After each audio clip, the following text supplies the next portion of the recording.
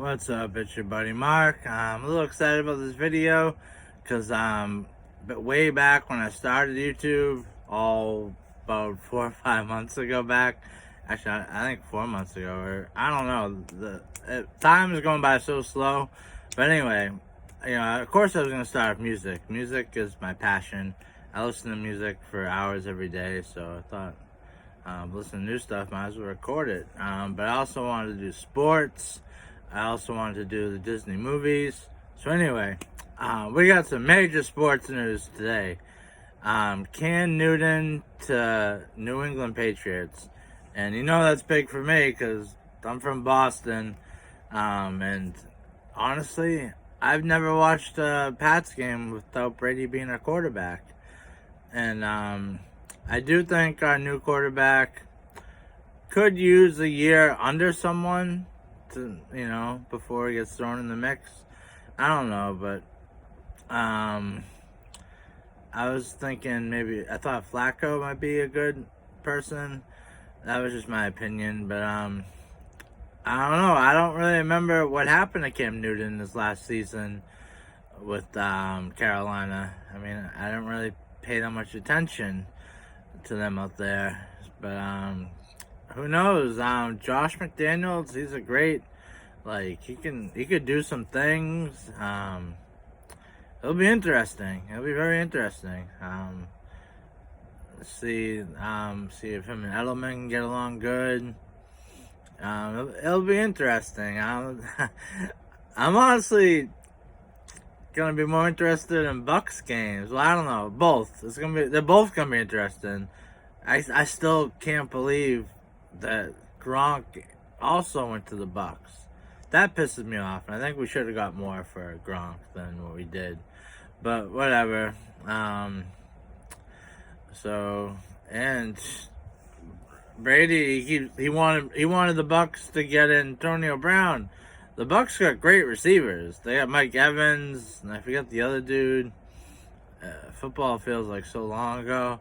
Anyway, so that's the news in football today. And another big news, baseball's back. Starting July 24th, it's going to be a 60-game season, which will be very interesting. And I did a fantasy baseball draft because I've been so bored. Give me something to do.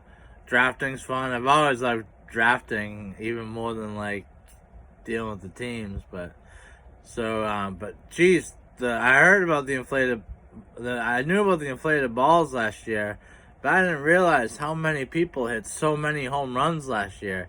It's ridiculous. I remember playing fantasy baseball, I don't know, but around a decade ago, there was only a handful of guys that hit 40 home runs. There was Pujols, he was number one. There was Prince Fielder. There was Adrian Gonzalez, who we eventually got. There was Ryan Howard, Miguel Cabrera, and Ortiz, and Adam Dunn. There was only a handful of guys, and when you did fantasy, you were lucky if you could get. Then all those guys were first baseman too. And geez, but nowadays, the draft I did, I got 4 players that basically hit 40 home runs. I had the number 2 pick. Trout was gone, so I got Ronald. I don't know how to say his last name. Junior. He had 41 home runs.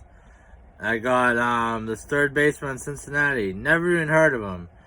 And the guy also got, besides the 41 home runs, he was number 2 pick, but he had 37 stolen bases and hit 280. I like when I do fantasy, I have a 270 batting average rule. It's just a thing of mine, unless you hit a ton of home runs. But then I got, I can't say his name, third baseman in Cincinnati. He had 49 home runs. And then I got Springer from Houston. I'm a little worried about any Houston players because they got caught with the sign stealing. But he had 39 home runs, so he technically didn't hit 40. And he batted 292. And then I got George Soldier, another guy that I I actually did hear about him. I remember when the Cubs first drafted him from Cuba, I grabbed him because he was like, everyone thought he was going to be good, and he sucked. And it's been like 4 or 5 years now. He's good. He had 48. So those 4 guys right now, 41, 49, 39, and 48 home runs. And then I got Danny something. He had 28 and 21 stolen bases. I got Denver's Red Sox. He had 32. Oh, then I got Jock Peterson. He had 36. Like, this is a powerful team. That's 2, 4, 6. That's 7 guys that are fucking power hitters. The least one is Denver's. Oh, no, the least one is Danny something. With 28. But he's also got 21 stolen bases. But, so, if you take him away, everyone says at least 30. But back to Jock Peterson. I really wish we got him in the Mookie trade. The Dodgers could afford to let him go. He's first base / outfield. I like Mitch Moreland, but I think he could have been an upgrade over Mitch Moreland. You know, a good backup for JD. With 32 guys in a row that hit about 36 home runs. You know, with Denver's hitting third. I think it would have been great. I was really disappointed we didn't get him. I know we got Vertigo. He's the only major league player we got. He's a little cocky, but I like it. If you're gonna come to Boston, you gotta be a little cocky. And some people don't like it, but I do. I think he's got the right swagger.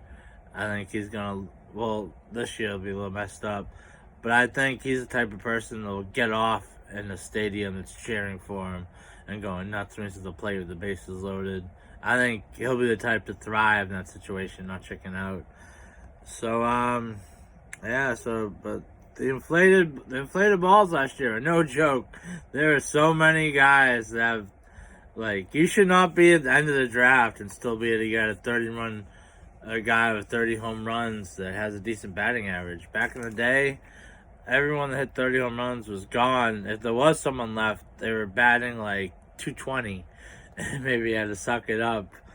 And it's just crazy. And anyway, so that's it for the inflated balls. That's it for the Pat Stock, Cam Newton's, the big news, going to the Patriots.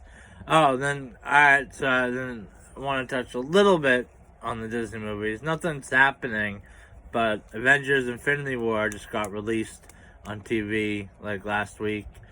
I bet you more and more people are, because they haven't come out with any new movies over this last year because of the virus. We all know Black Widow was coming in May, but they're getting more and more fans because Black Thor was released like 4 months ago. Black Panther was released like 3 months ago on TV. There are a lot. I hate if people say that if like a movie didn't do great at the theater, it's a flop. There are a lot of people that don't go to the movies. There are a lot of people that won't even rent them. But now they're on TV. I've been hearing from a lot of people, like, because I've been watching these movies. I didn't go to the theater for all of them, but some. And I've been hearing a lot of people say, that Thor movie was really good.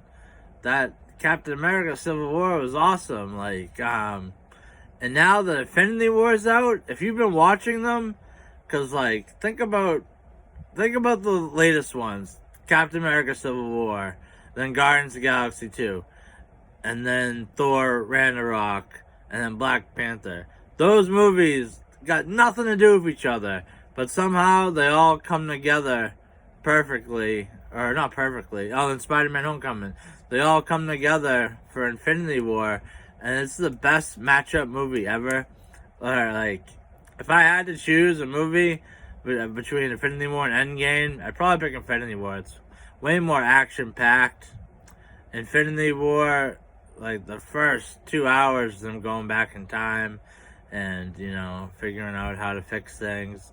It was great the first time watching it, but the second time was good, but except for that end battle scene, doesn't have a lot of rewatch value for me. But I've watched that end battle scene like at least 30 times. When Cap picked up Thor's hammer That was fucking amazing. When everyone started coming through the portals, that was fucking amazing. There were some epic moments in that movie where Infinity War, that epic movie was when Thor showed up in Wakanda, but that was about it. And Endgame, I didn't like Smart Hulk. I did not like Fat Thor. Especially, I really liked what they did with the Thor character between Ragnarok and then Infinity War.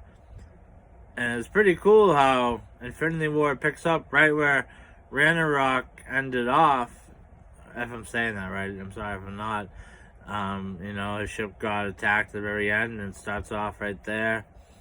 And then Black Panther came out a couple months after that. That was when they were on a stretch. Black Panther was February.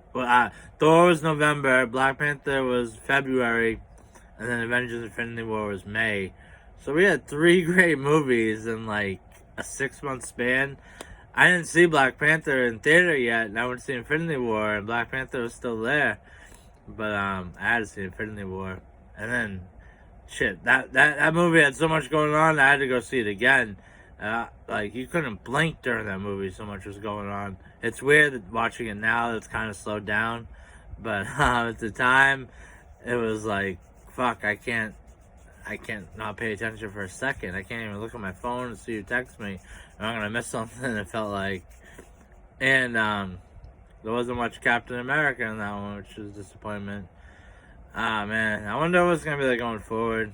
Hope it's good. I mean, it's gonna be years before we get in the Endgame, but they got it in the works. Supposedly, the next Endgame is gonna be an Avengers versus X-Men. But it's never going to be Robert Downey Jr. and Hugh Jackman. So, I don't know. We'll see what happens, though. I can't wait to see the Red Hulk. I mean, I'll go to the theater for that. I think the graphics in that will be amazing. And there's no way that's not happening. I mean, all signs point to it. Everyone knows, everyone in the comics knows Thunderbolt Ross turns into Red Hulk. And they would not keep this character around. He probably had more lines in Infinity War than Bucky did. And, they're obviously keeping him around. And he's going to be in the Black Widow movie. And he started up the Super Soldier program. And I'm very excited for the Winter Soldier Falcon TV series.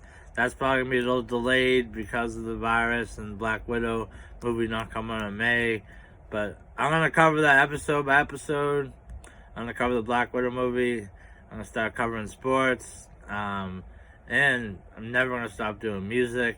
After hearing Eminem's leaked verse, the bars he used, oh my God. When he said, we got nothing in common, not even a cuffy nose. This journalist should stick to the stuff he knows. Common cold, stuff he knows, like amigos. He's always running from amigos. From me, he goes. Amazing.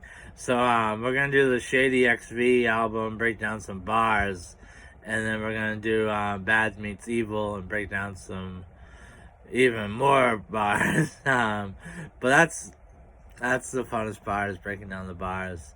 I love it. Like, that's actually what got me started into YouTube when I was listening to Yaya, and Eminem was rapping pretty fast, and I was like, yo, did you hear what he just said? And no one else in the room did. There was like 3 other people there. And I was like, yo, he just said this and that. And they're like, how'd you catch that? And I was like, I don't know. And that's why I just decided to do it. So I'm always going to stay with that. But I'm happy to bring in other things. Because that's all. I never wanted to be one-dimensional. But anyway, so that's it for tonight. See you all tomorrow. I'm gonna cover tomorrow, I think, some of the lists that were on the best songs of 2020 so far. There's two songs off the Rugged Man album. I really like both of them, so probably gonna cover those tomorrow. We'll see, but anything can change. Like, I had no intention on doing DMX, Lord Give Me a Sign today. Just happened Sunday, and with everything going on, I felt like it was an appropriate song to do today. So you never know what I'm gonna do, but that's what I'm thinking about doing. Alright, peace. Have a good night.